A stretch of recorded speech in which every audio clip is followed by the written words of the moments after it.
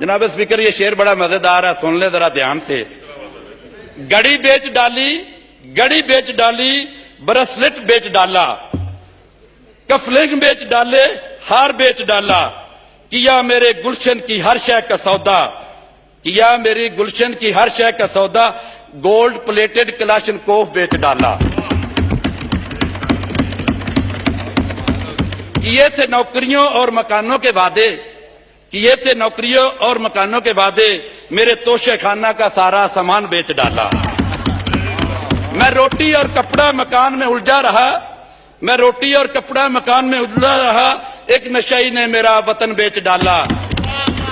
जनाब स्पीकर, ये नशई वाला एक आदमी का और 22 करोड़ अवाम की दुआओं से मैं इनका शुक्रिया अदा करता हूं, जिस तरीके से हमने इस नशई को प्राइम मिनिस्टर की कुर्सी से उठाया है, निकाला है, घसीट कर फेंका है। इंशाअल्लाह जिंदगी में दोबारा कभी वापस नहीं आएगा।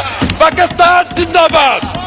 इमरान नियाजी जब ये कहता था मेरे खिलाफ सब इकट्ठे हो गए हैं, तो इसकी मिसाल मैं इस तरीके से देता हूं। जनाब स्पीकर, रात के अंधेरे में एक गधा जोर से सर पर दौड़ रहा था और आगे कुआं आ गया, वो कुएं में गधा गिर गया, तो जनाब स्पीकर सारे गांव के लोग इकट्ठे हो गए और उनके आपस में इख्तलाफात भी थे। उन्होंने कहा किसी तरीके इस गधे को पानी से निकालो और पानी साफ हो जाए।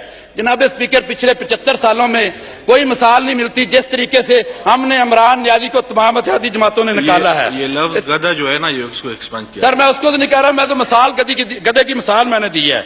75 सालों में ऐसी कोई मिसाल नहीं मिलती। जनाब स्पीकर, नया पाकिस्तान का नारा लगाने वालों ने इस मुल्क का हशर नशर कर दिया है।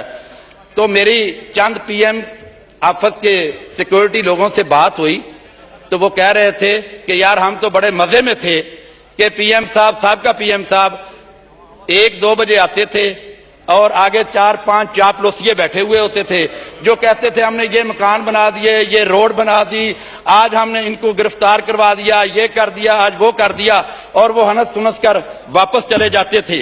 जनाब स्पीकर, ये तो हमारे उस साबका प्राइम मिनिस्टर का हाल है। उसके मुकाबले में आज मेरे कायद मियां मोहम्मद शहबाज शरीफ प्राइम मिनिस्टर का देखे, पहले दिन से उन्होंने क्या काम शुरू किया। मेट्रो जो 4 सालों में नहीं चल सकी थी, वो 4 दिनों में चला दी।